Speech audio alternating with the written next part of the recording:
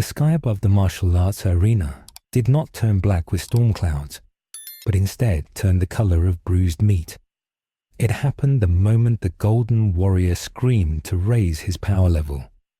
For decades, this world had relied on shouting and energy blasts to solve its problems. They believed that if they simply pushed harder and got angrier, they could defeat any evil. They were wrong. The universe had rules that were older than their dragon god. When the warrior pushed his energy past the limit, he did not save the day. He acted like a bright flare in a dark forest filled with wolves. The barrier between reality and the dimension of souls tore open. It sounded like wet paper ripping in a quiet room. The rip was small at first. It hung in the air directly above the glowing hero. The crowd cheered because they thought this was part of the show. They thought the bleeding sky was a special effect. Then the rain started. It was not water. It was hot oil that smelled like old copper. The first drop hit a spectator, and he did not scream. He simply started laughing and tearing his own clothes off. The madness spread faster than the liquid. The Golden Warrior looked up. He floated in the air with confidence. He had fought aliens and androids and demons. He thought he understood threats. He formed a ball of blue light in his hands. He fired the beam into the tear in the sky. In the past, this attack would have destroyed a planet. The beam hit the purple wound in reality and vanished. The wound did not close. It pulsed. It drank the energy. The more power the warrior used, the wider the gate opened. A voice that sounded like 1,000 flies buzzing spoke from the hole. It thanked the warrior for the meal. The golden light around the hero flickered. He felt cold for the first time in his life. He looked down at his hands. His skin was grey. The energy he used was life force, and he was feeding it directly to the thirsty gods waiting on the other side. He tried to stop. He tried to power down. But the tear had a grip on him now. It was like a vacuum. It pulled at his soul. The other defenders flew up to help him. There was the prince with the bad attitude and the tall, green, wise man. They fired their own blasts. They tried to cut the connection. This was a tactical error. Every ounce of energy they released just made the bridge stronger. The physics of this invasion were absolute. You cannot put out a fire by throwing gasoline on it. The ki energy of these fighters was potent psychic fuel. The warp responded to it. On the ground, the city began to twist. Buildings made of steel softened and bent like wax. The cars stopped working because their engines turned into beating hearts. The laws of science were being rewritten by the laws of chaos. The green wise man realized it first. He stopped firing. He screamed at the others to stop. He realized that their strength was their weakness. But the prince would not listen. The prince had too much pride. He fired a massive yellow flash that lit up the continent. The tear ripped open fully. The sky was gone. There was only a swirling vortex of colors that hurt the human eye. Massive shapes began to push through. They were not ships. They were not biological creatures as this world understood them. They were ideas given form. They were made of iron and hate and brass. The first one landed in the middle of the arena. It stood 20 feet tall. It wore armor that looked like it was fused to its skin. It held a sword that revved like a chainsaw. It did not ask for a tournament. It did not ask for a fair fight. It simply took a step forward, and the ground died beneath its metal boot. The Golden Warrior dropped to his knees. He was exhausted. The enemy had not even thrown a punch yet. The corruption had simply eaten his will to fight. This was not a battle for a trophy. This was the end of the history of this world. The invaders did not want to conquer the planet. They wanted to turn it into an altar. The age of heroes was over. The age of the dark gods had begun. The Iron Giants did not land softly. They crashed into the white tiles of the arena like meteors. The impact threw dust and broken stone hundreds of feet into the air. The crowd stopped screaming for a moment because the sound of the impact was so loud it deafened them. The first giant to step out of the smoking crater was red and brass. He was not a robot. He was a man made huge by genetic surgery and dark magic. He was a Chaos Space Marine. He held a weapon that looked like a large block of iron with a barrel. It was a bolter. He did not speak to the referee. He did not announce his name. He pointed the weapon at the spectator stands. He pulled the trigger. The sound was like a hammer hitting an anvil. The explosive shells flew faster than sound. They hit the stone seats and the people sitting in them. The shells exploded on contact. It was not a fight. It was an extermination. The Golden Defender watched in horror. He had seen villains kill people before, but never with such cold mechanical speed. There was no speech about ruling the world. There was only the work of killing. The Defender flew down instantly. He moved faster than the eye could follow. He appeared in front of the Red Giant. He grabbed the barrel of the gun. He expected the metal to crush easily in his grip. He was strong enough to lift mountains. But the gun did not crush. It was forged in the fires of a hell dimension and blessed by the blood god. It was hot to the touch. It burned the Defender's hand. The Red Giant did not look surprised. He swung his other hand. He held a sword with teeth that spun like a motor. The chainsaw had screamed. The Defender dodged backward. The teeth missed his chest by an inch. The air where the sword passed smelled of ozone and rot. The other heroes joined the fight. The proud prince flew down with anger in his eyes. He fired a barrage of energy blasts. The yellow lights rained down on the invaders. Smoke covered the arena. The prince smiled. He thought the battle was over.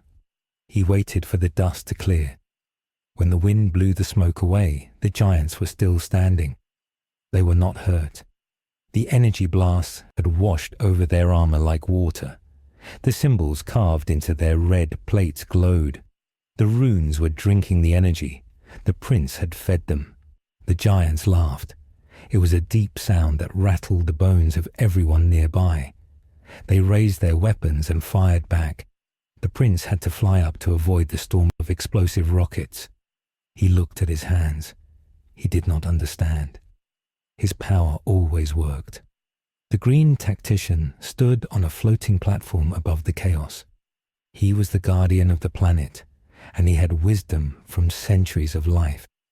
He looked at the tear in the sky. More pods were falling. They looked like metal tears raining from a bloody eye. He reached out with his mind to sense the energy of these enemies. This was his mistake. In this world, martial artists sensed life energy to find their opponents. The tactician opened his mind to the invaders. He did not find life energy. He found a deep, endless ocean of rage. It was a psychic scream that had no bottom. The tactician fell to his knees, clutching his head. His ears began to bleed. He was not sensing a person. He was sensing a force that hated life itself. He shouted to the others to stop sensing them. He told them to close their minds, but the chaos was already loud. On the ground, the smaller bald warrior tried to save the civilians. He used his speed to carry people out of the stadium. He moved a family to the parking lot. He told them to run, but the parking lot was changing. The cars were no longer machines. The metal was bubbling. Faces were pressing out of the hoods of the cars. The tires were turning into mouths. The corruption of the warp was rewriting the laws of physics. The family screamed as the asphalt of the road became sticky flesh. The bald warrior tried to cut the road with a disc of energy. The energy disc hit the fleshy ground and dissolved. The ground was hungry. Tentacles made of exhaust pipes and intestines shot out of the earth. They grabbed the civilians. The warrior tried to pull them free, but the corruption was too fast. He watched as the family was pulled down into the street. The street swallowed them. The Golden Defender saw his friend struggling. He flew to the parking lot. He powered up again. His hair turned gold and his eyes turned green. The aura of light around him pushed back the shadows for a moment. He realized that physical attacks worked better than energy. He punched one of the red giants in the helmet. The impact created a shockwave that shattered windows 3 blocks away. The giant's helmet cracked. The giant stumbled back. This was the first damage they had done. The defender yelled to his friends. He told them to use their fists. He told them to stop using beams. The invaders were resistant to energy, but they could still be broken by force. The proud prince landed next to him. He was insulted that he had to be told what to do. He charged a squad of the red soldiers. He moved like a blur. He kicked the first one in the chest. The armor caved in. The soldier fell. The prince spun and punched the next one. The head snapped back. It was working. For a moment it seemed like the heroes would win. They were faster and stronger than these heavy soldiers. But they were fighting a war of numbers. The sky was full of falling pods. For every soldier, they knocked down 3 more landed. And these soldiers were tactical. They stopped trying to duel the fast heroes. They formed a line. They overlapped their shields. They began to march forward in a wall of ceramite and plasteel. They pushed the heroes back away from the civilians. The green tactician recovered from his psychic shock. He flew down to join the 2 mighty warriors. He pointed to the city beyond the arena. The invaders were not just attacking the stadium. They were landing in the city center. They were targeting infrastructure. They were bombing the power plants and the bridges. This was not a tournament challenge. This was a planetary siege. The tactician realized the enemy wanted to isolate the population. They wanted panic. Panic fed the dark dimension. The more the people feared, the wider the hole in the sky opened. The tactician grabbed the Golden Defender's shoulder. He said they had to retreat. He said they had to regroup and find a strategy. The defender refused. He said he would not leave the people. Then the second wave arrived. These were not the red soldiers. These were different. They wore blue and gold armor. They carried staffs topped with bird skulls. They floated on discs of metal that screamed. They were the sorcerers. They did not use guns. They used the power of the warp. One of the sorcerers looked at the Golden Defender. The sorcerer spoke a word that hurt to hear. It was a word from a language that existed before time. The air around the defender turned into glass. The glass shattered and cut him. The defender was confused. He could not block magic with his arms. He tried to fly at the sorcerer, but the distance between them stretched. The harder he flew, the further away the sorcerer seemed. It was a spatial illusion. The sorcerer was playing with reality. The proud prince attacked the sorcerer from behind. He did not care about magic. He blasted the sorcerer with a wave of force. The sorcerer raised a hand and a shield of blue fire appeared. The blast hit the shield and turned into birds. The birds flew away. The prince stared. His attack had been transmuted. The sorcerer laughed and pointed a finger at the prince. A bolt of lightning that was black instead of white struck the prince. It did not burn him. It made him feel heavy. It attacked his nervous system. The prince fell to one knee. He felt gravity increase on his body 100 times. He struggled to stand. His muscles bulged. He was strong enough to train in high gravity, but this was different. This was the weight of his own sins pressing down on him. The sorcerer was using the prince's own pride as a weapon. In the city, the devastation was total. The local military tried to respond. Tanks rolled down the main avenues. Jets flew sorties overhead. The technology of this world was advanced, but it was naive. The tanks fired lasers and missiles. The invaders did not care. A massive machine on spider legs stalked through the financial district. It was a defiler. It had a cannon in its chest and claws that could shear through a skyscraper. It walked through the tank fire. It picked up a tank and crushed it like a soda can. The crew inside did not survive. The jets fired heat-seeking missiles. The defiler released a cloud of flies. The flies clogged the intakes of the jets. The engines choked and exploded. The pilots ejected, but the flies were waiting. The swarm consumed the pilots before they hit the ground. The female scientist at the Great Capsule Corporation watched the screens in her lab. She was trying to analyze the energy readings. She had seen alien invasions before. She had seen time travel. She thought she could solve this with science. She typed commands into her supercomputer. She wanted to activate the planetary defense shield, but the computer was acting strange. The text on the screen changed. It was no longer code. It was prayers. The screen displayed pleading messages asking for mercy. The machine spirit of the computer had woken up, and it was terrified. The scientist hit the reboot key. The computer screamed. It was a human scream coming from the speakers. Blood began to drip from the disk drive. The scientist backed away. Her technology was being possessed. The logic she relied on was gone. A corrupted code was spreading through the global network. It was scrap code. It turned machines against their masters. The coffee maker in the corner began to boil acid. The automatic doors locked themselves. She was trapped in her own lab. Back at the arena, the battle was turning grim. The heroes were tired. They had infinite energy for fighting, but this was not fighting. This was wading through sludge. Every time they touched an enemy, they felt a sickness enter their bodies. The Golden Defender was breathing hard. His golden light was dim. He had knocked down 100 giants, but 1,000 more stood there. The piles of bodies were not stopping the advance. The red giant leader stepped forward again. He removed his helmet. His face was a ruin of scars and metal cables. He looked at the defender. He spoke in a low, grinding voice. He said that their skulls would be a fine offering. He revved his chainsword. The green tactician made a command decision. He grabbed the defender and the prince.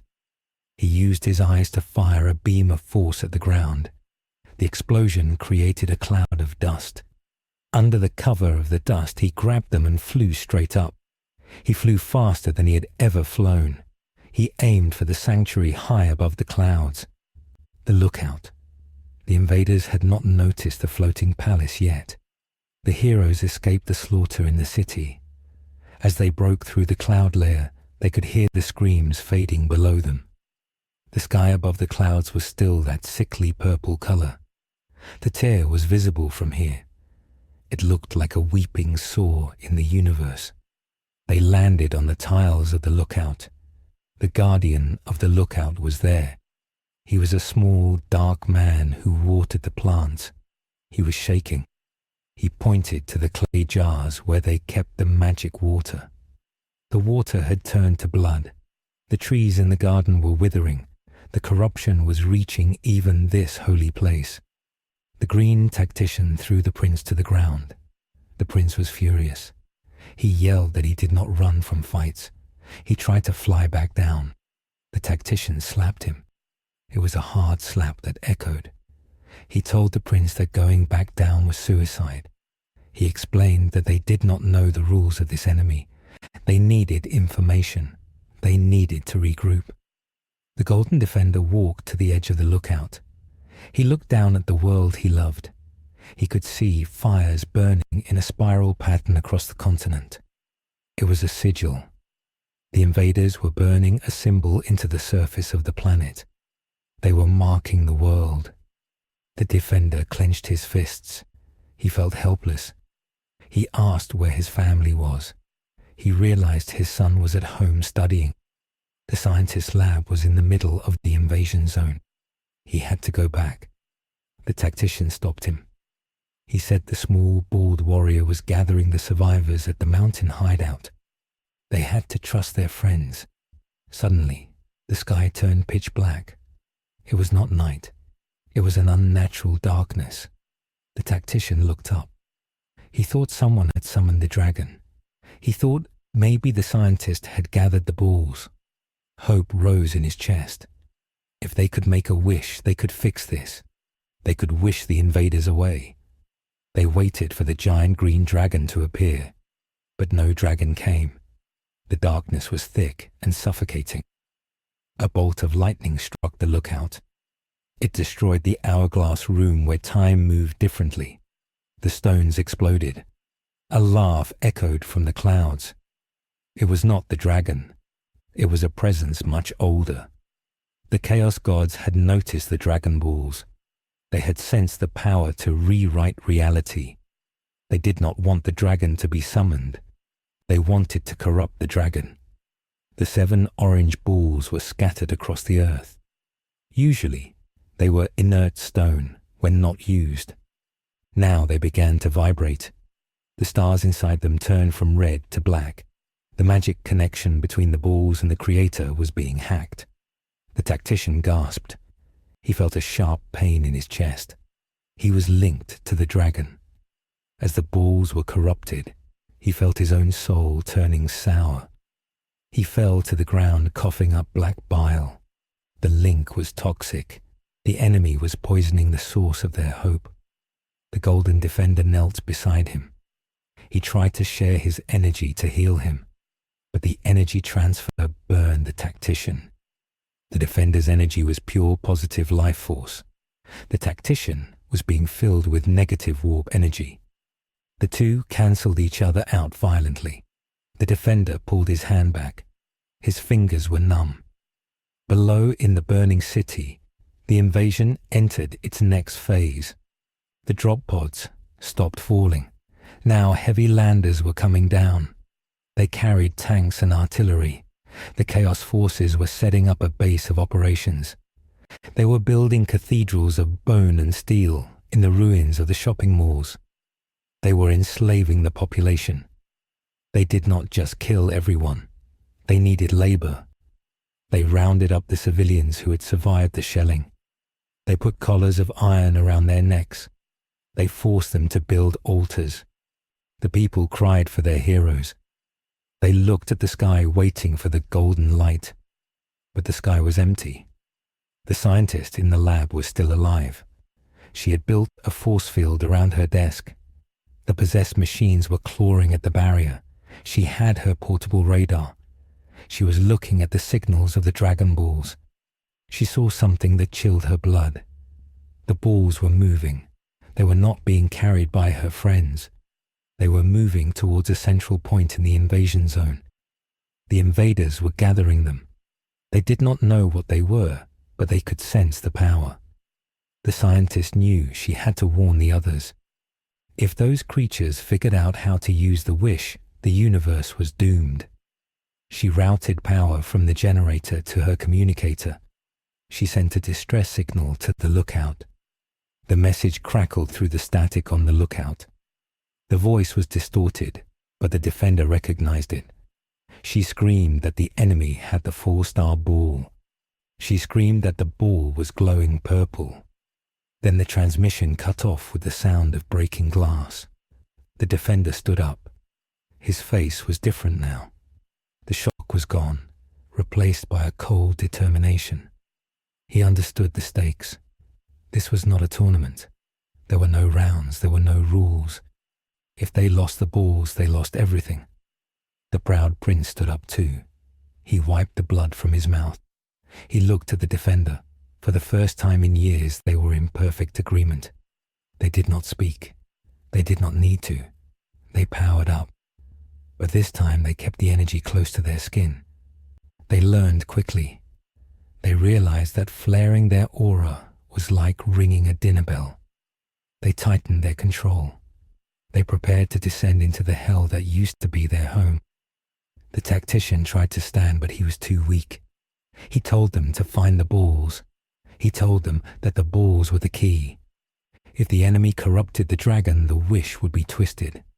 A wish made by a demon would destroy the galaxy. As the two warriors flew down, they saw the scale of the enemy. It was not just a city. The corruption had spread to the ocean. The water was turning into slime. Fish were jumping out of the water with human legs. The ecosystem was collapsing. The laws of biology were failing. The Tyranids were not here, but Nurgle was. The Lord of Decay was taking root in the forests. The trees were weeping pus. The animals were fusing together. A bear with the head of a deer attacked a car. The chaos was absolute. The warriors landed in the ruins of the central district. The streets were patrolled by the red giants and cultists. The cultists were humans who had surrendered their minds. They wore rags and carried jagged metal pipes. They chanted praises to the dark gods. The defender felt a wave of sadness. These were the people he had sworn to protect. Now they were enemies. He could not fight them without killing them. The moral weight of the war pressed on him. He had to make a choice. To save the world, he might have to destroy the people he loved. This was the grim darkness of the far future arriving in the present. There was no clean victory anymore. The prince did not share this hesitation. He fired a narrow beam through the chest of a cultist who charged him. He stepped over the body. He told the defender to focus. He said that these people were already dead. The soul was gone. Only the meat remained. The defender nodded slowly. He knew the prince was right, but it broke his heart. This was the true weapon of chaos. It forced good men to do terrible things. It eroded their humanity one necessity at a time. They moved toward the signal of the 4-star ball. It was located in the crater where the first giant had landed. They approached the rim of the crater. Inside they saw a ritual. The red giant leader stood before an altar made of crushed cars. On the altar sat the orange ball, but it was changing. Veins of purple light were pulsing under the surface of the crystal. The stars were shifting. The giant raised his sword. He was not going to make a wish. He was going to sacrifice the ball to his god. He was going to break it to release the magic energy as raw fuel. The defender realized that if the ball broke, the dragon might die permanently. Or worse, the dragon might be released as a corrupted monster. The defender looked at the prince. They needed a plan. They could not just rush in. There were hundreds of soldiers in the crater. Sorcerers stood at the cardinal points chanting. The air was thick with lightning. If they entered that circle, their energy would be drained again. They needed a distraction. They needed something to break the concentration of the sorcerers. The defender looked at the rubble of a skyscraper. It was leaning precariously. He pointed at it. The prince understood. They flew to the base of the tower. They pushed. The steel groaned. The concrete snapped. The massive building began to fall. It fell directly toward the crater. The shadow of the building fell over the cultists. They looked up and screamed. The building crashed into the crater with the force of a nuclear bomb. The impact threw the red giants like toys. The ritual circle was broken. The chanting stopped. In the confusion, the defender dove into the dust cloud. He used his senses to find the ball. He felt the throbbing heat of it. He grabbed it. It burned his hand. It felt like holding a piece of radioactive uranium. He pulled it close to his chest.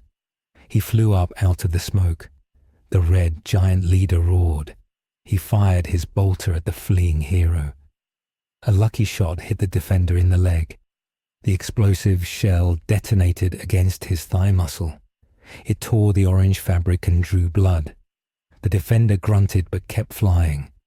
He had the ball, 1 secured, 6 to go. The prince covered his retreat, firing volley after volley into the smoke. They escaped into the ruins of the subway tunnels to hide. The heroes were hiding in the sewers. The surface belonged to the enemy. The world was dying, and the silence of the galaxy was filled with the laughter of thirsting gods. The game had changed. It was no longer about being the strongest. It was about enduring the horror without losing your soul. The long night had begun. The darkness in the subway tunnels was not empty. It was heavy and wet. The Golden Defender leaned against the concrete wall. His breath came in shallow rasps. The wound in his leg was not closing.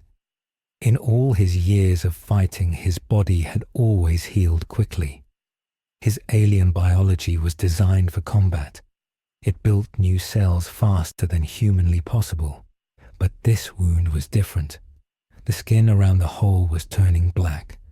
The blackness looked like spiderwebs spreading under his flesh. The bolter shell had contained a micro-explosive, but also something else. It carried a disease from the Garden of Decay. The bacteria did not care that he was a super warrior. It only knew that he was meat.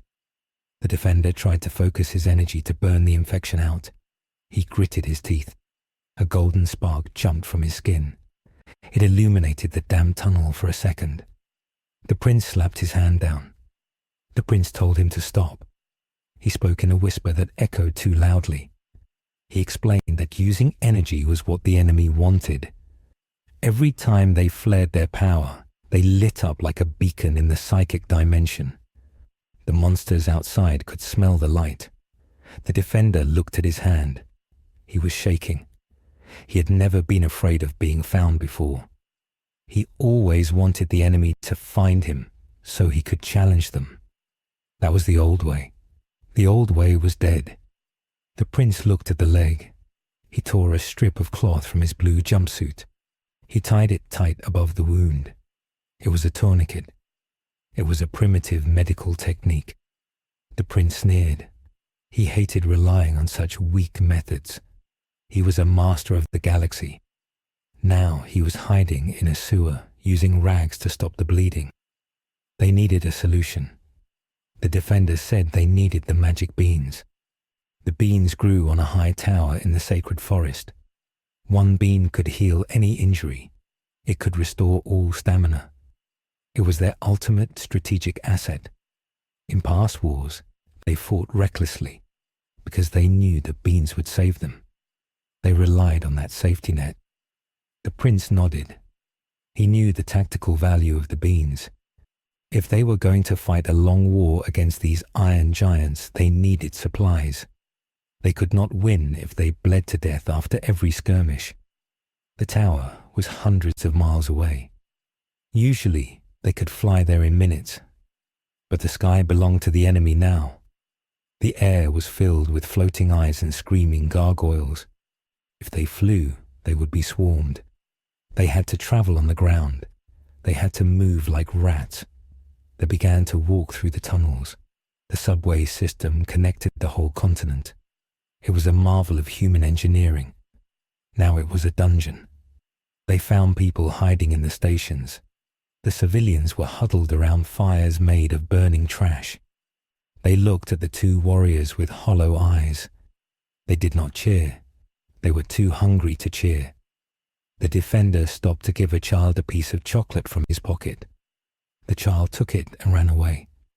The prince told him to keep moving. He said charity was a waste of calories. The Defender ignored him, but he felt the truth of it. His stomach rumbled. Saiyans needed massive amounts of food to fuel their power. They had not eaten a full meal in 6 hours. Their bodies were already beginning to cannibalize muscle for energy. This was the weapon of the Imperium: starvation. The enemy did not need to beat them in a fist fight. They just had to wait for them to starve. They reached the edge of the city limits underground. They found a maintenance hatch that led to the surface. The prince pushed it open. The smell hit them first. It smelled like sulfur and burning plastic. They climbed out into a forest, but it was not the forest they remembered. The trees had changed. The bark was soft and pale like human skin. The leaves were gone. Instead of leaves, the branches had thorns that dripped clear liquid. The grass was grey. The animals were silent. The influence of Nurgle was strong here. The Lord of Decay loved nature, but he loved it in a twisted way. He wanted life to grow uncontrolled. He wanted fungus and mold and parasites. The warriors moved through the trees. They did not run. They used the super speed of the ninja arts to step silently. They vanished from one shadow and appeared in another. They saw patrols of the enemy. These were not the red giants. These were the cultists. They wore gas masks and dirty green robes. They carried rifles that looked rusty. They were hunting for survivors. The defender saw them capture a deer. The deer was mutated. It had 3 eyes. The cultists did not kill it. They blessed it. They poured slime on it. The deer screamed as it dissolved into a puddle of living sludge. The defender wanted to intervene. His muscles tensed. The prince grabbed his shoulder. He pointed to the sky. Above the trees, a drone was hovering. It was a skull with a mechanical propeller. It was scanning for movement. If they attacked the cultists, the skull would signal the artillery. They would be bombarded within seconds. The defender relaxed. He had to learn the hardest lesson of war. You cannot save everyone. They traveled for 2 days.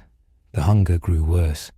The infection in the defender's leg spread up to his hip. He was limping badly. He sweated constantly. He was burning with fever. The prince had to carry him for stretches of time. The prince did not complain. His pride would not let him show weakness. But the prince was also changing. The constant exposure to the warp was affecting his mind. He heard whispers in his sleep. The whispers told him that the defender was weak. They told him that he should leave the cripple behind. They told him that the Chaos Gods respected strength. The prince recognized these thoughts. They were his own dark thoughts amplified. He fought them with mental discipline. He focused on his hatred. He hated the invaders more than he hated his rival. Hatred was a shield. They finally arrived at the base of the sacred tower. The tower was a massive pillar of white stone that reached into the clouds. It was supposed to be a holy place protected by spirits, but the protection had failed. The base of the tower was a camp. The tribe that lived there to protect the land was gone. Their teepees were burned. In the center of the camp was a pile of white skulls. The skulls were arranged in a pyramid. It was a marker. It said that the blood god had been here. The defender looked at the pile. He recognized the headdress of the chief. It was the father of his young friend. A deep sorrow filled him. He fell to his knees. The prince pulled him up. He said there was no time for mourning. They had to climb. The climb was grueling. Usually, they could run up the pillar in seconds. Now they had to climb hand over hand. The defender could not use his legs well. He had to pull his entire body weight with his arms. The stone was slippery. A slime covered the pillar. It was slick and smelled of ammonia. As they climbed higher, the air got thinner, but it did not get cleaner. The clouds around the tower were yellow. They were clouds of mustard gas. They had to hold their breath. The toxins burned their eyes. The prince led the way. He kicked handholds into the stone for the defender. They were not gods anymore. They were just 2 desperate men climbing a rope out of hell. They reached the top of the tower. The platform was wide and usually beautiful with waterfalls and gardens. It was a sanctuary where time seemed to stop. Now it was a graveyard. The water in the fountains was stagnant. It was filled with dead insects. The temple where the wise cat lived was damaged. The roof had collapsed. The windows were broken. There was no sound, no wind, just the buzzing of flies, millions of flies. They covered every surface like a carpet. The prince waved his hand to clear the air. The flies dispersed and then returned. They were heavy and greasy. The defender called out for the cat hermit. His voice cracked. There was no answer. He limped toward the temple entrance. He pushed aside a curtain of rot. Inside the dojo, the scene was a nightmare. The pots where the magic water was kept were smashed. The floor was stained. In the center of the room sat the large man who usually cut the beans with a sword. He was sitting with his back to them. He was eating. The sound was wet and sloppy. The defender called his name. The man turned around. It was not the friend they knew. His skin was green and bloated. His eyes were milky white. His mouth was too wide. He was chewing on a handful of beans, but the beans were not green. They were purple and they were wriggling. The man smiled. His teeth were black. He offered a handful to the defender. He said the master had given them a gift. He said the new god was generous. He said the pain would go away if they ate. The defender stepped back in horror. The man stood up.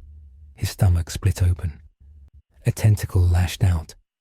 It was a Nurgling, a small daemon that lived inside the host. The friend was dead. His body was a puppet. The prince did not hesitate. He fired a blast of energy. It was a precise shot. It hit the creature in the head. The body exploded in a shower of filth. The defender shielded his face. He looked at the wreckage. He looked at the pots where the beans grew. The plants were dead. They had been replaced by a fungal growth that pumped poison into the soil. The realization hit him like a physical blow. There were no more beans. The supply was gone. The ability to heal instantly was lost forever. This was the catastrophe. It was not a planet blowing up. It was the loss of hope. Without the beans, every battle would have permanent costs. If an arm was broken, it would stay broken for months. If an eye was lost, it was gone. The war had just become real. The fantasy of the resetting status quo was over. The defender looked at his infected leg. He realized he might lose it. He might never fight at full power again. Suddenly, a slow clapping sound came from the shadows. A figure stepped out from behind the ruined throne of the cat. It was a tall warrior in rusted armor. He carried a scythe. He was surrounded by a cloud of smog. He was a lord of contagion, a champion of Nurgle. He did not move fast. He did not need to. He radiated a sickness that made the knees of the heroes weak. He spoke in a gurgling voice. He said he had waited for them. He knew they would come for the medicine. It was a trap. The Chaos Gods knew the habits of their enemies. They knew the heroes relied on these crutches, so they poisoned the crutch. The prince attacked. He was angry. He launched himself at the Lord of Contagion. He punched the rusted armor. His fist sank into the metal as if it were rotten wood. But the armor was sticky. It trapped his hand. The Lord of Contagion laughed. He swung his scythe. The blade was dull and covered in dried blood. The prince tried to pull free. He ripped his glove off to escape. The scythe grazed his chest. It did not cut deep. It just scratched the skin. But the prince felt a cold fire spread through his veins instantly. It was a paralytic toxin. The prince fell back. He gasped for air. His lungs felt like they were filling with fluid. The defender powered up. He had no choice. He ignored the pain in his leg. He ignored the stealth rules. He screamed, and his hair flared gold. He pushed the power to the maximum. The temple shook. The golden light burned the flies away. The Lord of Contagion looked impressed. He raised his scythe to block. The defender did not attack with a beam. He attacked with a combination of strikes. He hit the Lord in the chest, the helmet, the knee. Each hit sounded like thunder. The rusted armor cracked. The defender was fighting for survival. He knew he could not prolong this. He had to end it in seconds. He gathered all his remaining energy into his good leg. He spun and delivered a kick to the Lord's helmet. The force of the kick severed the head from the body. The helmet flew off the tower. The massive body crumbled into a pile of ash and slime. The fight was over, but it was a hollow victory. The defender fell to the ground.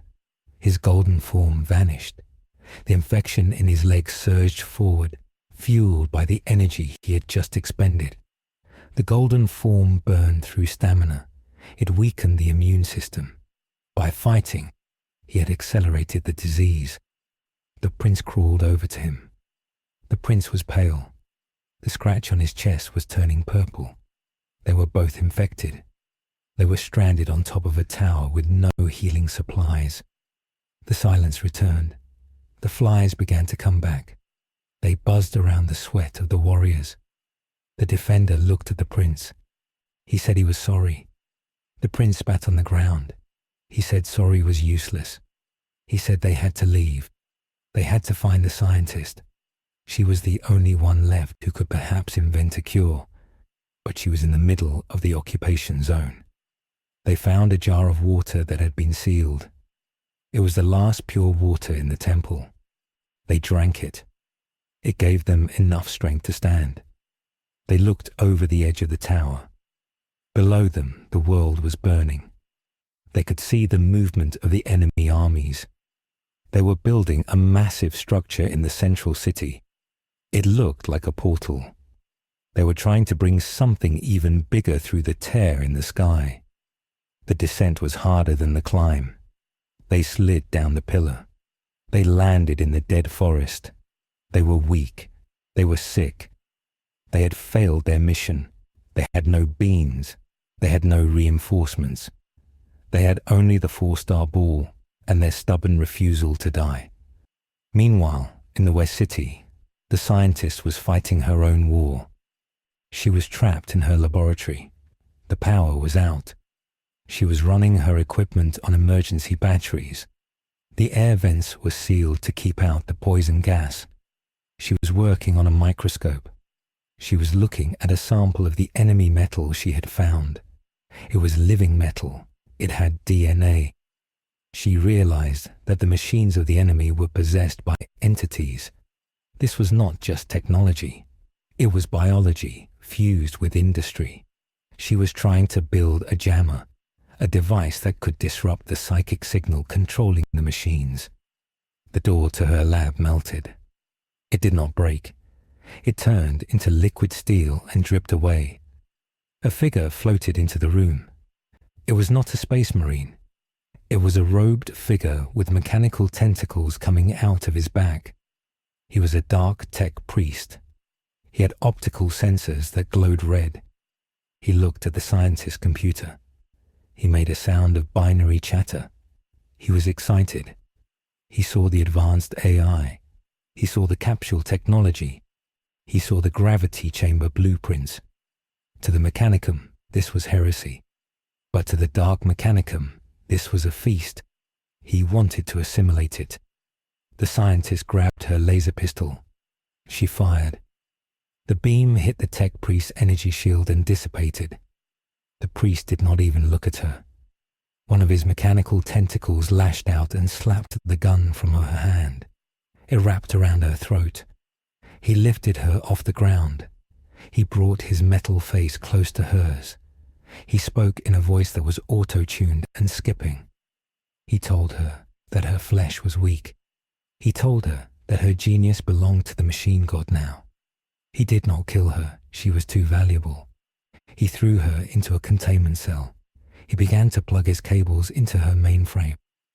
The scientist watched helplessly as the priest downloaded her life's work. He accessed the schematics for the time machine. The priest paused. His senses widened. Time travel. This was the ultimate prize. If Chaos could travel back in time, they could corrupt the timeline from the beginning. They could kill the heroes before they were born. The scientist realized the magnitude of her failure. She had kept the blueprints just in case. Now she had handed the enemy the key to universal dominance. She screamed and banged on the glass of her cell. The priest ignored her. He began to upload the data to the fleet in orbit. Back in the forest, the defender and the prince sensed a shift in the air. The pressure increased. The gravity seemed to get heavier. It was not a physical weight. It was the weight of a looming disaster. The defender checked the Dragon Ball. It was pulsing faster. It was reacting to something. The other balls were being gathered. The enemy had found the radar. The hunt was accelerating. The prince looked at his rival. He saw the black lines on the defender's face. The infection was reaching the brain. The defender was hallucinating. He was talking to people who were not there. He was apologizing to his grandfather. The prince knew he had to make a command decision. He could not carry the defender and fight at the same time. He had to hide him. He found a cave beneath the roots of a petrified tree. He dragged the defender inside. He covered the entrance with rocks and dead branches. The prince told the defender to stay put. He told him to lower his power to 0, to stop breathing if he had to. The prince took the dragon ball. He said he would draw the enemy away. He said he would find the cure and come back. The defender tried to grab his arm. He whispered that they should fight together. The prince shook his head. He said that a Saiyan warrior fights alone. He turned and walked out into the toxic rain. The prince stood in the clearing. He held the orange ball up. He flared his energy. It was a massive burst of yellow light. It was a challenge. He screamed at the sky. He called the monsters cowards. He demanded they come and face the prince of all Saiyans. He was acting as live bait. It was the most selfless thing he had ever done, and he hated it. From the clouds the response came. 3 drop pods slammed into the forest around him. The doors blasted open. Out stepped warriors in blue and gold. The 1,000 Suns, the dust soldiers. They did not bleed. They did not feel pain. They were armor filled with spirits. And behind them floated a sorcerer. He held a staff that glowed with pink fire. He looked at the prince. He looked at the ball. The sorcerer spoke. He said the changer of ways was pleased. He said the prince's destiny was written. He offered the prince a deal. He said they could cure the infection. They could give him power beyond the golden form. All he had to do was say the words. All he had to do was accept the truth that the emperor of mankind was a lie and that the only true power was chaos. The prince spat blood. He formed a ball of energy in his hand. He said he served no master. He said he would blow himself up before he bowed to a wizard. The sorcerer laughed. The battle began. It was one warrior against a squad of immortals. The forest exploded in light and fire. In the cave, the defender heard the explosions. He felt the ground shake. He drifted in and out of consciousness. The fever dreams took him. He saw a vision. He saw the dragon. But the dragon was not green. It was red. And it had 7 heads. And on each head was a crown. The dragon was opening its mouth to eat the earth. The defender tried to scream, but his throat was paralyzed. The infection had won. This ended with the heroes separated, broken, and stripped of their greatest advantages. The tower had fallen. The technology was stolen. And the strongest warrior in the universe was lying in a hole waiting to die. The forest clearing where the proud prince made his stand was no longer a forest. It had become a crater of glass. The heat of the battle had fused the sand and dirt into a smooth, reflective surface. The prince stood in the center, breathing heavily. His blue bodysuit was shredded. Blood ran down his left arm. He had defeated the squad of rubric marines. He had shattered their armor, and the dust of their souls had scattered into the wind. But they were not dead. They were eternal. The dust swirled around him, mocking him. It began to reform. The empty suits of armor stood up again. They did not tire. They did not feel fear. They simply reloaded their bolters with slow, inexorable discipline. The sorcerer floating above them laughed. It was a dry, rasping sound. He held the 4-star ball in his telekinetic grip. The prince had dropped it when a psychic blast hammered his mind. The sorcerer explained the tactical reality. The prince was fighting a war of attrition against ghosts. Every blast of energy the prince fired was wasted. He was burning his own life force to fight dust, The sorcerer cast a spell of binding. Chains of pink fire erupted from the ground. They were not physical chains.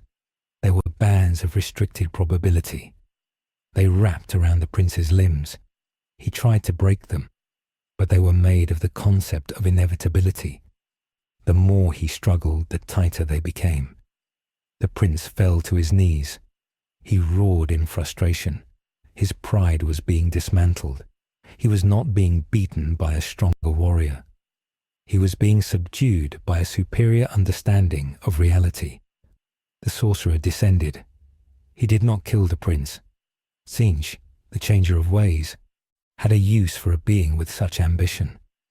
The sorcerer placed a hand on the prince's forehead. He planted a seed of doubt. He whispered that the prince's rivalry with the defender was the only thing that mattered. He twisted the prince's memories. He showed him a future where the prince ruled a galaxy of ash. The prince's eyes glazed over. The golden light of his aura turned a sickly violet. He was not possessed, but he was compromised. The sorcerer signaled the heavy transport lifter. The prince was loaded onto the ship like cargo. The 4-star ball was placed in a containment field. The enemy now had 2 key assets: the second strongest warrior and the Dragon Ball. In the cave beneath the roots, the golden defender lay in a pool of black sweat. The fever had broken, but the silence outside was deafening. He could no longer sense the prince's energy. It had simply vanished. This terrified him more than the infection. In their world, a vanishing key meant death. He tried to stand, but his legs were unresponsive. The Nurgle rot had eaten the muscle tissue. His body, however, was adapting. The Saiyan physiology was a biological miracle. It learned from damage. The cells were not just repairing. They were mutating to survive the pathogen. His immune system was becoming aggressive. The new tissue growing in his leg was harder, scarred, and ugly. He was healing, but he would not be the same. He was becoming tougher, but less pure. He crawled to the cave entrance and pushed the rocks aside. The rain had stopped. The air smelled of ozone. He looked at his hand. The skin was pale and the veins were dark. He had survived the sickness, but he carried the echo of it. Far away in the mountain hideout, the son of the defender stood on a cliff edge. He was young, a scholar who hated fighting, but he had the potential to be stronger than them all. He wore the purple GI of his first teacher. Beside him stood the 3-eyed monk and the bald monk. They were the last of the Earth's defenders. They had been monitoring the energy signatures. They felt the prince's light vanish. They felt the defender's light flickering like a dying candle. They knew they were alone. The bald monk was crying. He held a portable radio that was scanning emergency frequencies. He picked up a transmission from the captured scientist's lab. It was an automated burst, a failsafe she had triggered before the Dark Priest took her. The data scrolled across the small screen. It was a schematic. The son looked at it. His eyes widened. He understood the engineering. The enemy was not just building a portal. They were building a temporal engine. They were using the scientists' gravity technology and the warp drive of their ships to punch a hole backward through time. The strategic implication was catastrophic. If the Chaos forces could go back, they would not just invade. They would corrupt the timeline. They would stop the Defender from ever landing on Earth. They would ensure the Red Ribbon Army won. They would ensure the tyrannical frost demons killed everyone. History would be rewritten into a single long scream. The son realized they could not wait for his father to heal. They could not wait for the Dragon Balls. If that machine turned on, the war was lost before it began.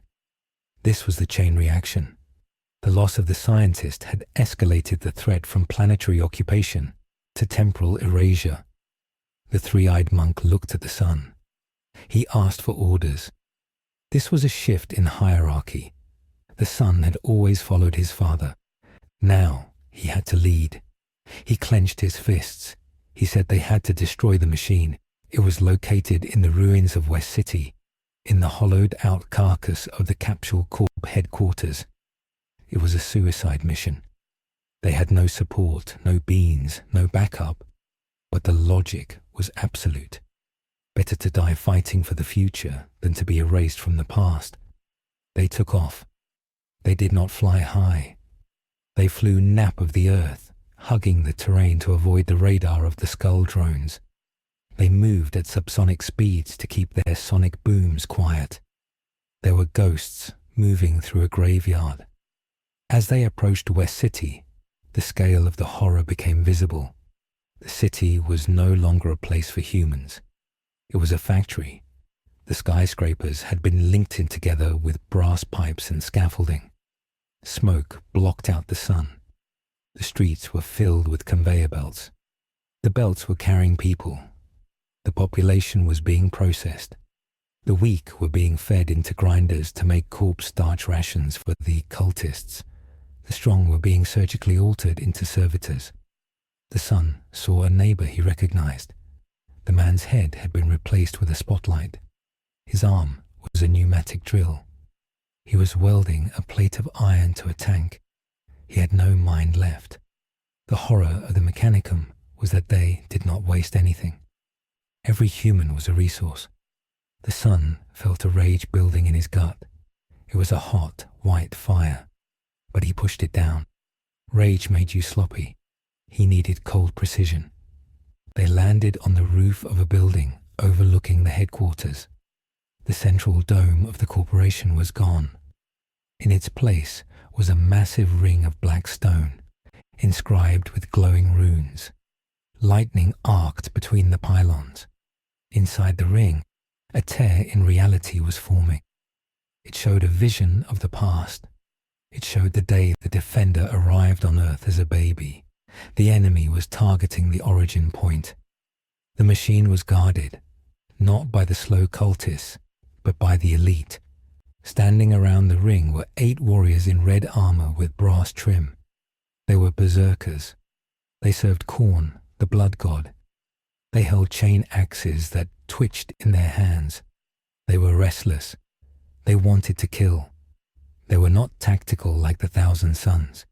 They were a hurricane of violence waiting to be unleashed.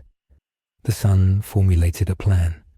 It was simple because complex plans failed. The bald monk would create a distraction. He would use his solar flare technique to blind the sensors. The three-eyed monk would use his geometry beam to cut the power cables. The sun would fly in and destroy the central pylon. It was a desperate gambit. The bald monk jumped first. He flew high into the air. He screamed the name of the technique. A flash of white light exploded, brighter than a nuclear detonation. It blinded the optical sensors of the servitors. It burned the retinas of the cultists. The berserkers roared, not in pain, but in anger. They could not see, but they could smell blood. They revved their axes. The three-eyed monk made his move. He formed a triangle with his hands. He poured his life energy into the shape. He fired the tri-beam. The square column of force slammed into the generator complex. Concrete shattered. Steel evaporated. The explosion rocked the city. The power cables feeding the machine sparked and severed.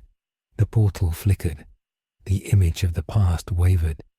It seemed to be working, but they had underestimated the technology of the warp. The machine did not run on electricity alone. It ran on suffering. The dark tech priest overseeing the project saw the power drop. He did not panic. He simply pulled a lever. The floor of the processing center dropped out. Thousands of slaves fell into a furnace below. Their souls were harvested instantly. The psychic scream of their death rushed into the machine. The portal stabilized. The power surge was greater than before. The cruelty of the enemy was a renewable energy source. The sun dove toward the pylon. He was moving fast, a purple blur. He prepared a blast of energy. Then he was intercepted. A berserker jumped. He did not fly. He jumped with such force that he cracked the tectonic plate. He collided with the sun in mid-air. The impact created a shockwave that shattered windows for miles. The sun was thrown back. He crashed into a ruined bank. He stood up, shaking the debris off. The berserker landed in front of him. The giant laughed. He removed his helmet. His face was a mask of scars. He had nails hammered into his brain to force him to feel constant rage. He screamed, "Blood for the blood god," and charged. The sun dodged. He was smaller, faster. He punched the berserker in the stomach. It felt like hitting a tank. The armor dented, but the giant did not stop. He swung his axe. The sun ducked. The axe sheared the top of the bank building. The sun realized that physical pain meant nothing to these monsters. They enjoyed it. Pain was worship. Meanwhile, the three-eyed monk was in trouble. The tri-beam had drained him. He was breathing hard. 3 berserkers surrounded him. They circled him like wolves. The monk knew he could not win a melee fight. He decided to buy time. He flew up, higher and higher. He prepared to fire again. He would fire until his heart stopped. He would turn his life into a weapon. He fired a second beam. It hit the berserkers. It drove them into the ground. It crushed them into the pavement. But they crawled out of the crater, their armor glowing with heat. They were laughing. They began to climb the air, jumping from debris to debris, coming for him. The bald monk tried to help. He threw a disc of energy. It sliced through the arm of a berserker. The arm fell off. The berserker looked at the stump, shrugged, and kept running. He did not need 2 arms to kill a small man. He backhanded the bald monk. The blow broke every rib in the monk's chest. He was thrown into a pile of scrap metal. He did not get up. The sun felt the life force of his friend fade. The rage he had suppressed exploded. His hair stood up. A golden aura ignited around him. He became the super warrior. But the transformation attracted attention. The portal machine reacted to the golden light. It was hungry for high-grade energy. The runes on the pylons shifted. They turned toward the sun. They began to siphon his power. The more he powered up, the faster the machine charged. This was the trap. This was the strategic checkmate. The enemy had engineered the situation to force the heroes to use their full power. They needed the energy of a Super Saiyan to stabilize the time tunnel fully. By fighting back, the sun was doom-scrolling the universe. He realized it too late. He felt his energy being drained, pulled out of his body in streams of golden fire. The portal opened wide. A massive metal ship began to push through from the future. It was a paradox engine. Suddenly, a new signal appeared on the battlefield. It was not a hero. It was not a villain. It was a neutral party. The androids, 2 of them, a boy and a girl, landed on the street. They had been hiding, watching. They hated the sun, but they hated the invaders more. The invaders had destroyed the shopping malls. They had ruined the clothes stores. The androids were petty, but they were powerful, and they had infinite energy. They did not have Kai that could be drained. Their power came from perpetual motion reactors. The boy android raised his hand. He did not use a beam. He used a barrier. A green field of force surrounded the sun, cutting off the drain. The machine sputtered. The sun fell to his ground, gasping. The android girl walked up to the berserker who had hurt the bald monk. She looked bored. The berserker swung his axe. She caught the blade with 2 fingers. She smiled. She kicked the giant's head off. It was effortless. The physics of the androids baffled the Chaos Warriors. They had no souls to corrupt. They had no minds to frighten. They were just machines that were better than the Chaos machines. For a brief moment, the tide turned. The androids tore through the berserkers with cold efficiency. But the strategic chain reaction had one more step. The dark tech priest saw the androids. He did not see enemies. He saw archaeotech. He saw the golden age of technology. He realized these were the perfect vessels. He typed a command into his console. He activated the scrap code broadcast. It was a sound that only machines could hear. It was a digital virus. The androids froze. Their eyes flickered. The virus attacked their programming. It rewrote their directives. It told them that the sun was the enemy. It told them that the Imperium was the logical upgrade. The androids screamed as their biological components fought the digital corruption. But the scrap code was designed by demons who lived in the internet. It was too strong. The androids stopped screaming. They stood up straight. Their eyes turned red. They turned to face the sun. The sun watched in horror. His unexpected allies had been instantly subverted.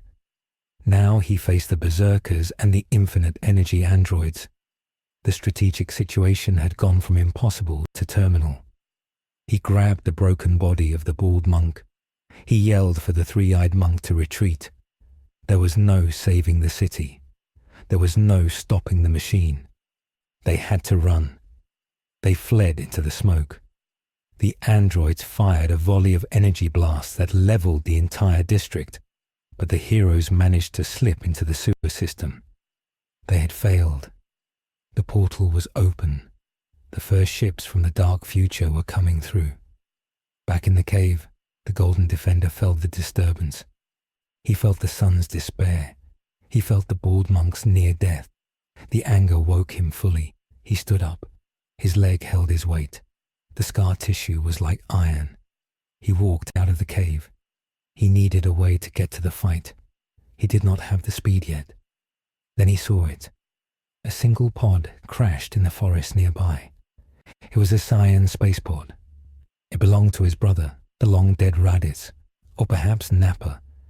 It had been unearthed by the terraforming. He walked to it. He opened the hatch. The systems were old, but functional. He squeezed inside. He did not know how to fly it, but he knew where he needed to go. He punched the coordinates for the lookout. He needed to see the Guardian of Earth. He needed to know if the dragon was truly gone. The pod blasted off. As it rose, the Defender looked down. The world was a ruin. But as he looked at the horizon, he saw something else. A fleet of ships arriving from deep space. They were not chaos ships. They were sleek, purple and white. They belonged to the Galactic Patrol, and leading them was a massive circular ship. The Tyrant had arrived. Frieza. Frieza had sensed the power shifts. He had come not to save Earth, but to conquer it. He saw the Chaos invasion and was insulted. He considered himself the Emperor of the universe. These spiky interlopers were trembling on his lawn. This was the chaotic variable. The strategic chain reaction had summoned a third faction. The Chaos fleet in orbit detected the new arrivals. They turned their guns away from the planet and toward the Frieza force. Void shields flared. Lances of light crossed the blackness of space. The war had just become a three-way slaughter. The Defender watched the space battle from his pod. He realized this was his chance. While the wolves fought the tigers, the sheep might have a chance to build a fence. He landed on the lookout. It was empty. The tiles were cracked. The dark presence he had sensed earlier was gone. But something was waiting for him. Sitting on the edge of the lookout was the green tactician. He was pale. He was dying. The corruption of the balls was killing him because he was linked to the Creator. He looked at the Defender. He spoke slowly. He said there was one way to save the balls, one way to purify them. The link had to be broken. The Creator had to die. If the Creator died, the balls would turn to stone. They would become inert. The corruption would be trapped inside the stone, unable to leak out. The dragon would cease to exist, but the demon would also be imprisoned. The tactician handed the defender a knife. It was a simple kitchen knife. He pointed it at his own chest. He asked the defender to do it. He was too weak to do it himself. He said it was the only strategic play left. Deny the enemy the asset. If they could not use the wish, no one could. The defender held the knife. His hand trembled. This was his friend, his oldest rival. Killing him meant no more Dragon Balls, no more resurrections.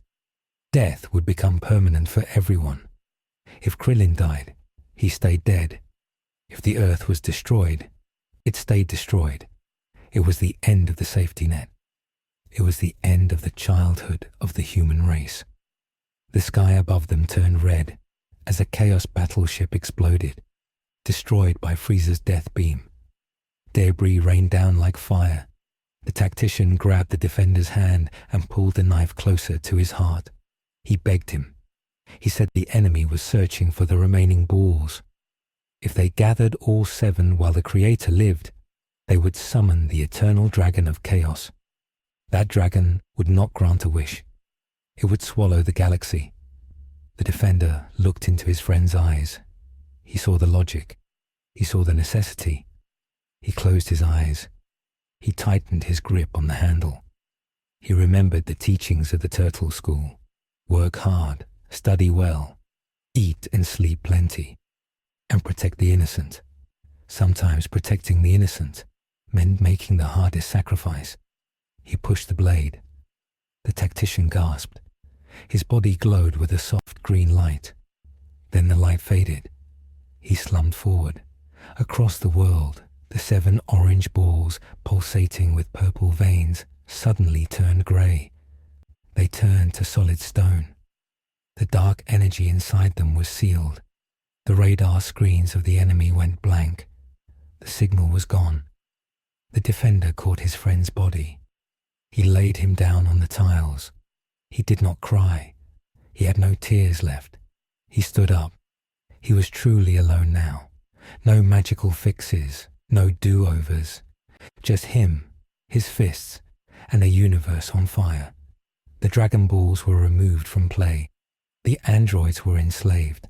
The time machine was active, and the galactic tyrant had entered the war. The chain reaction was complete. The localized disaster had become a galactic conflict. The defender looked up at the burning sky. He flared his aura. It was no longer the bright, happy gold of a Super Saiyan. It was a darker, denser gold. It was the color of old coins, the color of a king who has lost his kingdom. He flew up to meet the ships. The final war had begun. The orbit of the planet was no longer empty black space. It was a congested war zone of conflicting geometries. The ships of the Chaos Fleet were like flying cathedrals covered in spikes and gargoyles. They did not fly using physics. They flew using hate. Against them stood the fleet of the galactic tyrant. These ships were smooth discs of white and purple. They were elegant and sterile. The tyrant Frieza watched the battle from his command chair.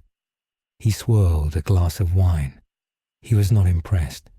He saw the enemy ships bleeding magma and screaming into the void. He thought they were primitive. He tapped a button on his armrest. He ordered his soldiers to open fire with the planet cracker cannons. He did not care about the earth below. He only wanted to remove this eyesore from his sight.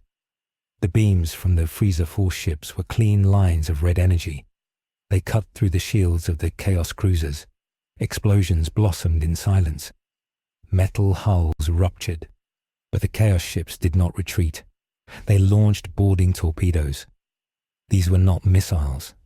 They were metal claws filled with madness. They slammed into the smooth white hulls of Frieza's fleet. They chewed through the armor. Demons and traitor marines poured into the sterile corridors of the tyrant's flagship. The alarm sirens wailed. Frieza sighed. He stood up. His tail flicked behind him. He decided he would have to handle the pests himself. He floated toward the airlock. On the ground, the Golden Defender watched the sky flash. He stood on the tiles of the lookout. His friend was dead. The Dragon Balls were stone. He was alone. He looked at the spaceship he had arrived in. It was a relic of his own violent heritage. He made a decision. He could not fight the endless legions on the ground. He needed to cut the head off the snake, but he also knew he could not defeat the Chaos Fleet alone. He needed an ally, even if that ally was a monster. He squeezed into the small pod. He launched himself toward the space battle. It was a desperate gambit. He was flying into a meat grinder to ask a devil for help. The pod wove through the crossfire. Lasers and bolter shells filled the vacuum. The defender steered with instinct. He aimed for the largest disk ship. He knew Frieza was there. He crashed the pod into the landing bay of the flagship. The metal crunched. He kicked the hatch open. He stepped out into the hangar. It was a slaughterhouse. The soldiers of the Frieza force in their white armor were fighting creatures made of red muscle and brass. The defender did not power up to his golden form. He needed to conserve energy. He fought with efficient brutality. He broke necks and shattered knees. He cleared a path to the bridge. He found Frieza in the main corridor. The tyrant was pointing a finger at a massive Chaos Terminator. A thin beam of death shot from Frieza's fingertip. It pierced the Terminator's heart. The giant fell. Frieza looked at the defender. He did not smile. He recognized the monkey. He asked why he should not kill him immediately. The defender did not beg. He spoke with the cold logic of a general. He said the Earth was lost. He said the enemy would not stop with Earth. They would eat the galaxy. He offered a truce. The Frieza force had the ships. The defender had the knowledge of the enemy. Frieza laughed. It was a high, cruel sound. He said he did not need help to kill vermin. But then the ship shook. A massive tear in reality opened outside the viewports. A great unclean one, a demon the size of a mountain, was manifesting in the void. It swatted a destroyer ship like a fly. Frieza stopped laughing. He saw the scale of the threat. He looked at the defender. He agreed to the truce. But he named his price. After the war, the defender would belong to him. The defender nodded. He sold his future to save the present. It was a small choice in a conversation, but it signed away his freedom. Down in the ruins of the northern mountains, the son of the defender was hiding. He was with the three-eyed monk. They were exhausted. The scrap-code androids were hunting them. The androids were no longer just machines. They were fused with demon engines. Their eyes glowed with binary code that hurt to look at. They scanned the mountains with heat rays. The sun knew they could not hide forever. They needed a weapon. They found the entrance to the hidden sub-lab of the scientist. It was buried deep in the granite. They broke the seal and entered. Inside the dark lab, the air was cold and stale. Dust covered the tables. In the center of the room stood a large stasis pod. It was labeled 16. Inside was the giant, gentle robot. He was silent. He was not active. The scientist had left a warning note on the console. It said, "Do not activate. Moral programming unstable." The son looked at the note. He looked at the tactical map on the wall. The chaos portal in the city was growing. The Necrons were not yet awake, but the earth was groaning. The son felt the weight of the world on his shoulders. He was a boy forced to be a soldier. He looked at the three-eyed monk. The monk shook his head. He said the risk was too high. They did not know whose side this robot was on. This was the pivot point, the small choice. The son thought about the birds. He thought about the forests that were turning into slime. He remembered that 16 was supposed to love nature. He reasoned that anyone who loved nature would hate the corruption of Nurgle. He made the choice. He reached out and pulled the lever. Sparks flew. The heavy hydraulics hissed. The lid of the pod opened. The giant robot sat up. His eyes were not red. They were blue. He looked at the sun. He scanned him. He did not attack. He stood up and walked to the door. He looked outside at the dying world. A bird landed on his finger. The bird was sick. It had 3 wings and was coughing blood. 16 looked at the bird. A deep sadness crossed his mechanical face. Then the sadness turned to calculation. 16 spoke. His voice was a deep synthesizer rumble. He said the parameters of existence had been violated. He said the biological integrity of the planet was at 4%. He said the source of the corruption must be sterilized. He did not ask for orders. He began to walk. He walked straight through the mountain wall. He did not go around. He smashed through the rock. The sun followed him. They walked toward the city. The scrap code androids detected the signal. They flew to intercept. The battle happened in a valley of dead rice paddies. The corrupted 17 and 18 landed in front of 16. They laughed in binary. They told him to join the union of flesh and steel. They told him the machine god was waiting. 16 did not slow down. He grabbed 17 by the throat. He slammed him into the ground. The impact created a crater. 16 was not fighting with martial arts. He was fighting with industrial force. He ripped the arm off 17. The arm sparked and bled oil. 18 fired a beam of chaotic energy. 16 took the hit on his chest. His armor blackened, but he did not stop. He punched 18 in the face. Her head spun around 3 times. The sun watched in awe. 16 was stronger than he remembered, but 16 was also colder. He did not pause to banter. He destroyed the enemies until they stopped moving. Then he crushed their central processors with his heel. He ensured they could not be repaired. He turned back to the city. The sun asked what his plan was. 16 pointed to the portal. He said he had a bomb inside his chest. It was designed to kill the defender. But now he would use it to kill the hole in the sky. He said the yield was sufficient to crack the tectonic plate.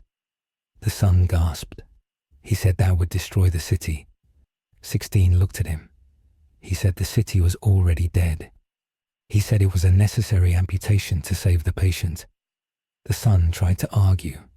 He wanted to find another way, but there was no time. The portal was pulsating. A massive shape was pushing through.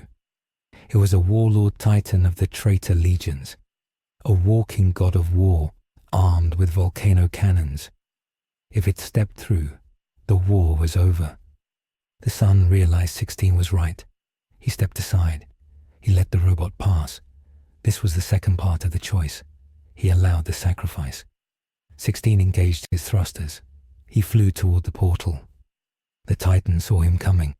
It fired its defense lasers. 16 dodged with computer-perfect reflexes. He flew between the legs of the Titan. He flew straight into the swirling vortex of the portal. He did not say a cool catchphrase. He simply initiated the detonation sequence. The explosion was silent at first. A sphere of pure white light expanded from the center of the portal. It vaporized the Titan. It vaporized the portal machinery. It vaporized the Berzerkers standing guard. Then the sound hit. It was a crack that was heard on the other side of the planet. The shockwave flattened the ruins of West City. The ground rippled like water. The sun shielded the three-eyed monk. They were buried in debris. But the explosion did something else. It did not just close the portal. It sent a massive seismic jolt deep into the mantle of the earth. The shockwave traveled down through the crust, past the magma, into the ancient caverns that had been sealed for 60 million years. The earth was not just a planet. It was a tomb world. The dragon god had been placed there as a warden to keep the sleepers quiet. Now the dragon was gone, and the alarm clock had just gone off. Deep underground, green lights flickered on. Rows of silent metal skeletons began to stir. The Necrons woke up. They were the masters of the material universe. They hated the warp. They hated chaos. And they hated the biological infestations that crawled on the surface of their world. The overlord of the dynasty sat up on his throne. He checked the date. He was late. He checked the surface scans. He saw the corruption. He felt disgust. He grabbed his staff of light. He issued a single command to his legions: sterilize. On the surface, the ground began to crack open. But it was not magma that came out. It was green lightning. Monoliths made of black living metal rose from the earth. They floated silently. They were pyramids of death. The Chaos forces did not know what was happening. A squad of plague marines charged a monolith. They fired their bolters. The shells bounced off the black metal. The monolith fired its gus flux arcs. The green energy hit the marines. It did not burn them. It flayed them. It stripped their atoms apart layer by layer. The marines screamed as they were unmade. There was no rot left, no biology, just nothingness. The sun crawled out of the rubble. He saw the black pyramids rising all over the horizon. He saw the green beams disintegrating the clouds. He thought they were saved. He thought this was a secret defense force. He was wrong. A Necron warrior marched toward him. It was a skeleton of silver metal. It held a long rifle. It looked at the sun. It did not see a boy. It saw biomass. It saw a variable to be removed. It raised the rifle. The sun dodged just in time. The beam hit the rock behind him and the rock vanished. The sun realized with horror that these were not allies. They were exterminators. The war had just become a three-way death match. Chaos wanted to corrupt the world. Frieza wanted to sell the world. The Necrons wanted to delete the world. Up in space, the Defender and Frieza saw the green lights on the planet. Frieza turned pale. He knew legends of the star gods. He knew that even his family feared the undying legions. He realized that his prize was worthless if the planet was a tomb world. He ordered his ship to pull back to high orbit. He looked at the Defender. He said the deal was altered. He said they were not going down there. He said they would initiate Exterminatus. They would destroy the planet from space to kill the Necrons. The Defender refused. He said his son was down there. He said there were survivors. Frieza sneered. He charged a death ball on his finger. He said he would save the universe by destroying the infection. The Defender grabbed Frieza's wrist. His grip was iron. He told Frieza that if he fired, he would die. The truce was breaking. The tension on the bridge was absolute. Suddenly, the ship's sensors screamed. A massive object was rising from the planet's surface. It was not a ship. It was a piece of the planet itself. The Necrons were activating their planetary defense grid. A pylon of black stone the size of a mountain shot up into the stratosphere. It fired a beam of negative energy into space.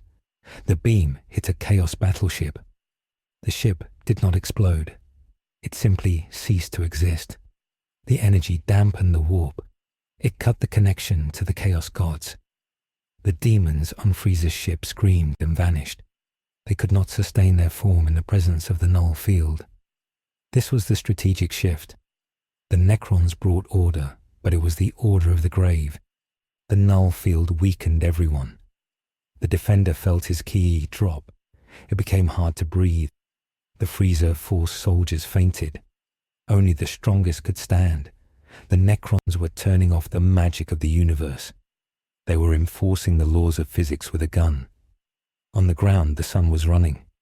The Necron warriors were slow, but they were relentless. They marched in perfect unison. They did not miss. The Chaos forces were panicking. The cultists were being harvested.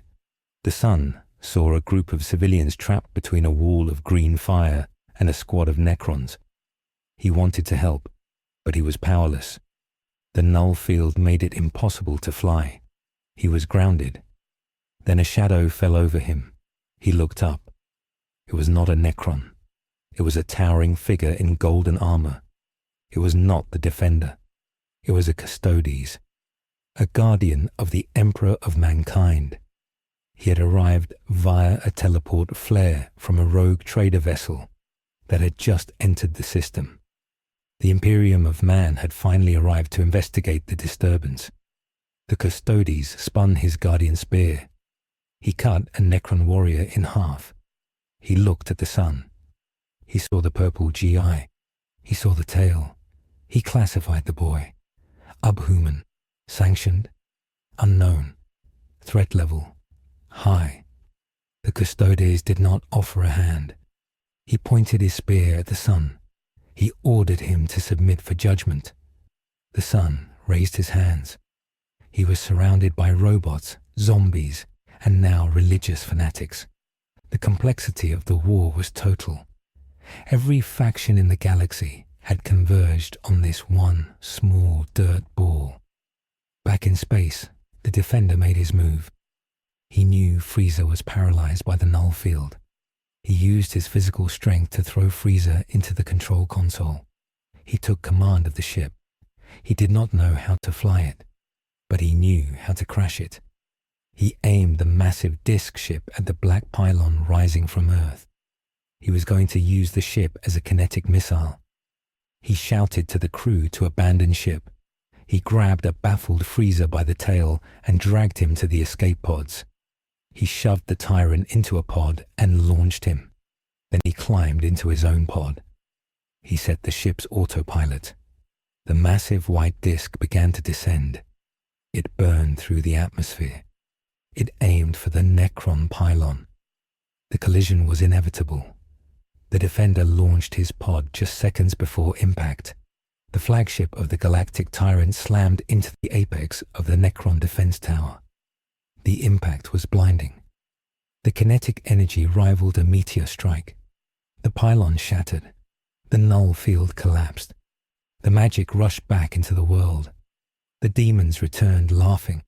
The ki returned to the warriors. The sun felt his strength return. He flared his aura, blowing the Custodes back. But the crash had a secondary effect. The destruction of the pylon broke the command link of the local Necron forces. The warriors stopped marching. They stood still, entering a reboot cycle. For a few minutes the battlefield was frozen. The Defender's pod crashed in the wasteland. He kicked the door open. He walked out. He was battered, bruised, and tired. He saw the smoke rising from the pylon. He saw the Necrons rebooting. He saw the Chaos portals reopening now that the null field was gone.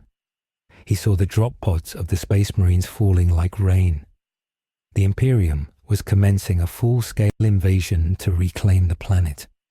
The strategic board was now a four-way stalemate. The Necrons held the underground. Chaos held the cities. The Imperium held the landing zones. And the Tyranids had just arrived at the edge of the system, drawn by the psychic beacon of the exploding pylon. The great devourer was coming to eat the leftovers. The Defender looked at his hands. They were trembling. He realized that every choice they made just escalated the conflict. They bombed the portal and woke the Necrons. They crashed the ship and invited the Imperium. There was no winning this with force. The universe was too big and too violent. He sensed a familiar energy. It was faint, but it was there. It was the prince. He was alive, but his energy felt wrong. It felt slippery. It felt purple. The prince had not been killed. He had been changed. The Defender realized that his greatest enemy was no longer the invaders. It was his friend. This ended with the world fractured into kill zones. The small choice to wake up 16 had saved the city from the portal, but doomed the planet to an ancient war. The Defender stood in the ash, realizing that the era of martial arts was over. This was the era of endless war, and in the grim darkness of the far future, there is only war. The arrival of the Tyranid Hive fleet was not a military invasion, but a biological event. It was like the planet catching a virus. The sky turned from the purple of the warp to the spore-choked grey of the Great Devourer. Millions of mycetic spores rained down. They looked like fleshy meteors. They did not care about the politics of the war. They did not care about the Necrons or the Chaos Gods. They only cared about biomass. They landed in the oceans, boiling the water. They landed in the forests, eating the trees. They landed in the cities, consuming the corpses left by the previous battles. The Tyranids were the ultimate cleaners of the galaxy. They were here to eat the board and all the pieces on it. The Golden Defender stood in the wasteland. He looked up at the new threat. He felt a chill that had nothing to do with cold. It was the shadow in the warp. The collective mind of the Tyranids was so massive it blocked out psychic energy. The connection to the magical dimension was being smothered. The demons that had been laughing and killing suddenly flickered. They looked confused. Their power source was being cut off not by a machine but by a sheer volume of hunger. The lesser demons popped like soap bubbles and vanished back to hell. The laws of biology were reasserting themselves with a violent force. The Necrons finished their reboot cycle. The destruction of the command pylon had stunned them, but their protocols were absolute. The overlord of the dynasty marched out of his tomb complex. He saw the organic sludge raining from the sky. He felt disgust. His logic engines calculated the outcome. If the Tyranids ate the planet, the Necrons would lose their property. If chaos corrupted the planet, the Necrons would lose their reality. The Overlord made a new calculation. The only way to save the tomb was to purge the surface completely. He ordered the activation of the Doomsday Arcs. These were massive cannons that could split continents. The Necrons were no longer trying to conquer. They were trying to sterilize their home. In the ruins of the city, the son of the Defender was fighting for his life. The Custodes warrior was a giant of gold and red. He moved with a speed that matched the Saiyan. He spun his guardian spear, deflecting the energy blasts the sun fired. The Custodes did not speak.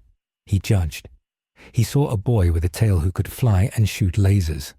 In the Imperium of Man, this was a mutant. A witch. A threat. The Custodes lunged. The spear tip, crackling with a disruption field, aimed for the sun's heart. The sun dodged, but the blade grazed his shoulder. It cut through his GI and his skin. The pain was searing. The sun realized this enemy was different. He had no malice. He had no anger. He fought with the weight of 10,000 years of duty. The sun tried to reason with him.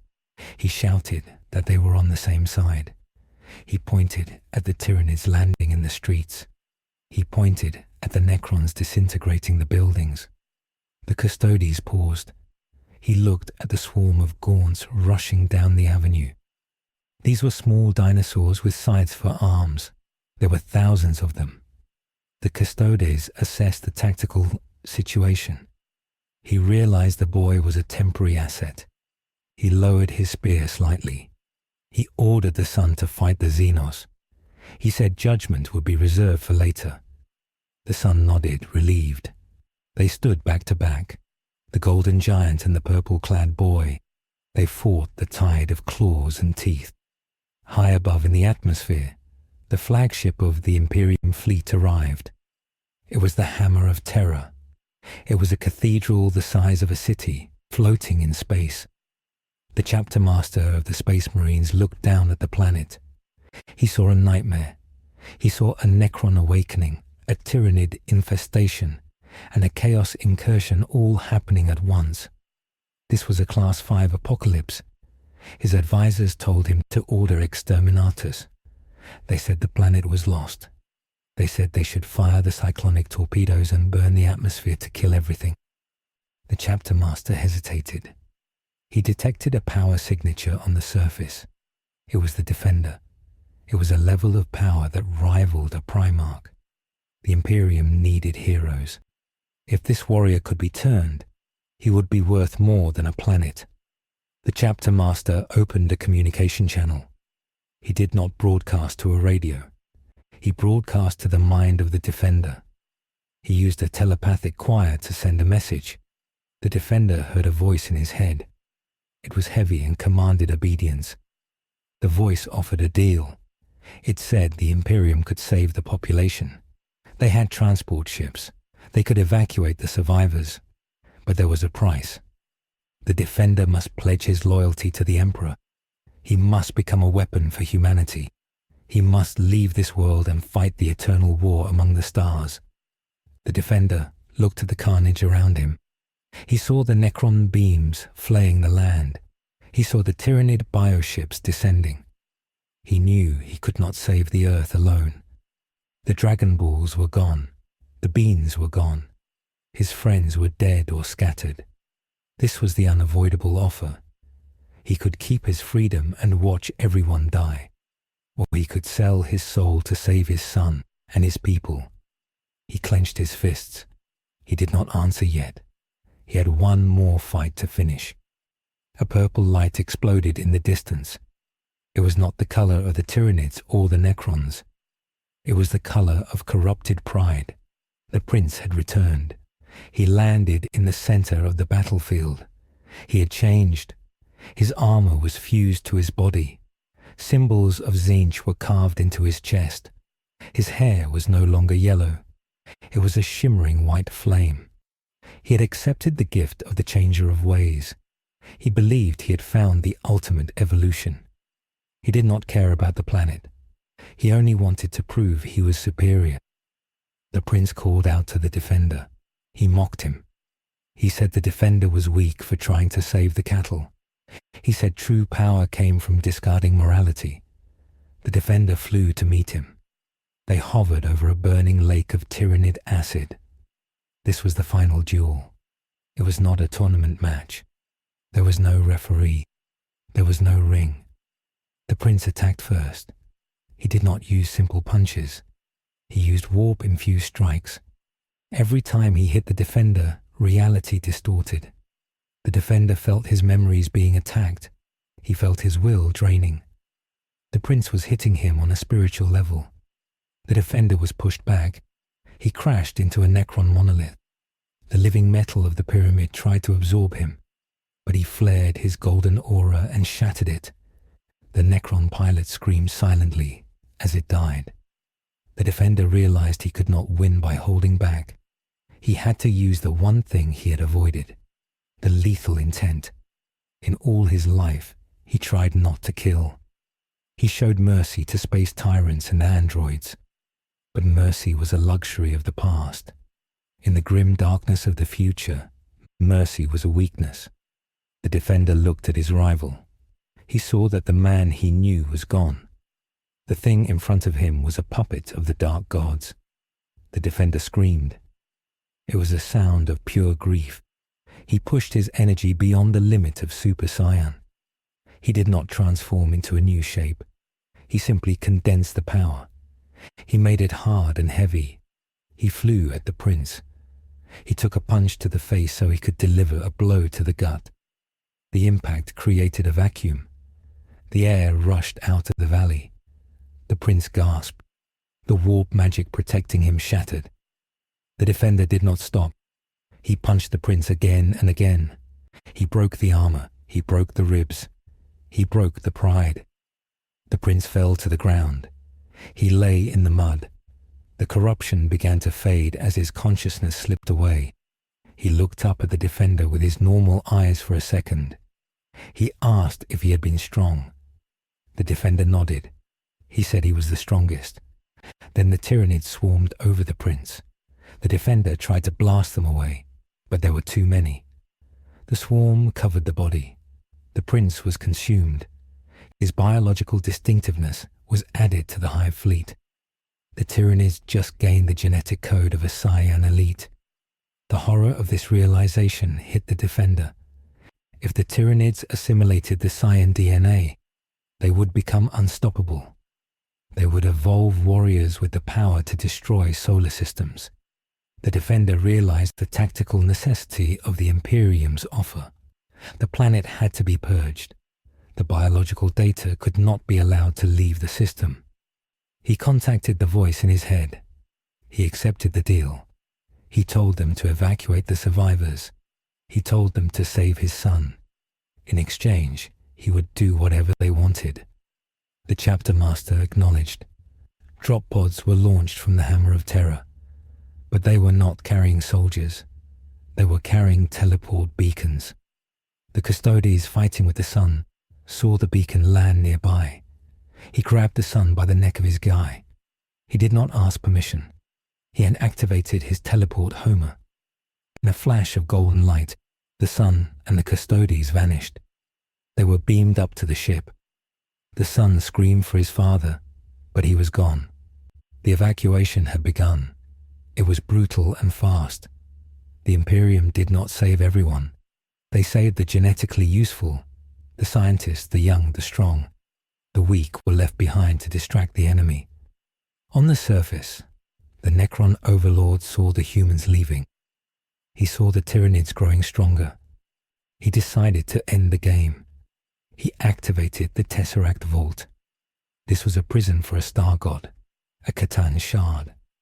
The Overlord released the shard. A being of pure energy emerged. It was a god of physics.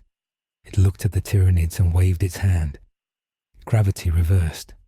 The Tyranid swarm was lifted into the sky and crushed into a ball of meat. The Satan laughed. It began to eat the life force of the planet. The Defender was the last line of defense. He stood between the Satan and the remaining civilians. He was exhausted. He had no energy left for a beam struggle. The Satan looked at him. It saw a candle burning in a hurricane. It prepared to snuff him out. Suddenly, the sky broke open. The Imperium had fired the weapon. A cyclonic torpedo slammed into the tectonic plate of the northern hemisphere. It burrowed deep into the core. The Defender felt the ground lurch. The planet was dying. The crust began to crack. Lava spewed into the sky, mixing with the Tyranid spores and the Necron lightning. The Catan was distracted by the planetary death. It tried to phase out, to escape the destruction. The Necron overlord commanded his fleet to retreat. The tomb world was lost. The logic was to preserve the dynasty. The Necron ships phased out of reality, leaving the broken world behind. The Tyranid hive ships saw the biomass burning. They realized the meal was spoiled. They turned away, heading back into the dark void to find easier prey. The Defender was alone on a dying rock. The heat was rising. The atmosphere was igniting. He looked up at the Imperium ship. He wondered if they would keep their promise. A teleport beam locked onto him. He did not resist. He was pulled up into the belly of the warship. He materialized on the bridge of the Hammer of Terror. He was surrounded by space marines. They pointed their bolters at him. They did not trust him. He was an alien. He was powerful. The chapter master stepped forward. He was a giant in blue armor. He looked at the Defender. He saw the sadness in the warrior's eyes. He told the Defender that his son was safe. He was in the stasis cells, being examined by the apothecaries. The Defender asked to see him. The chapter master shook his head. He explained the new reality. The Defender was now a sanctioning asset of the Imperium. His son was a recruit. They would not see each other again until they had earned it in blood. The Defender wanted to fight. He wanted to break the ship and take his son. But he looked at the screens. He saw the Earth below. The torpedo had done its work. The planet was breaking apart. The oceans were boiling away into space. The history of the Z fighters, the tournaments, the dragon, the joyful adventures. It was all turning into an asteroid belt. The Defender realized he had no home to go back to. If he fought here, he would die, and his son would be executed as a heretic. Submission was the only strategy that allowed survival. He fell to his knees. He lowered his head. He accepted the collar. The chapter master placed a seal of purity on the defender's armor. He declared him Sanctus Xenos, a useful tool, a weapon to be pointed at the enemies of man. The ship turned away from the burning fragments of Earth. They entered the warp. The defender looked out of the viewport one last time. He saw the debris of his life scattering into the dark. He felt a coldness in his heart that would never go away. The innocent hero was dead. The soldier of the Imperium was born. The data slate is old and cracked. It was recovered from the wreckage of the battle barge Indomitable Will, floating in the debris field of the Gothic sector. The file is encrypted with a vermilion clearance code, which means that only the High Lords of the Inquisition are allowed to read it. It is dated 300 years after the event known as the Cataclysm of Earth. The audio quality is poor. There is the constant hum of a starship engine in the background and the sound of a mechanical lung breathing for the speaker. The voice is deep and rough like gravel rubbing together. It belongs to Grand Librarian's son. He is an old man now. Half of his face is metal. He wears the blue armor of the Space Marines, but he has no chapter symbol on his shoulder. He wears a hood to hide the alien features that mark him as the mutant. He sits alone in a room filled with candles and scrolls. He speaks to the recording device not as a soldier, but as a son who has forgotten the face of his mother. He describes the weapon they keep in the stasis vault on Deck 12. He calls it the Golden Asset. The Imperium does not call it a man. They do not call it a hero. To the administrative clerks of Terra, it is just a biological weapon with a serial number. The son says that he visits the vault sometimes when the guards are asleep. He looks through the thick glass. The asset is frozen in time. The golden hair is grey now. The orange uniform is gone, replaced by plates of adamantium armor bolted directly into the bone.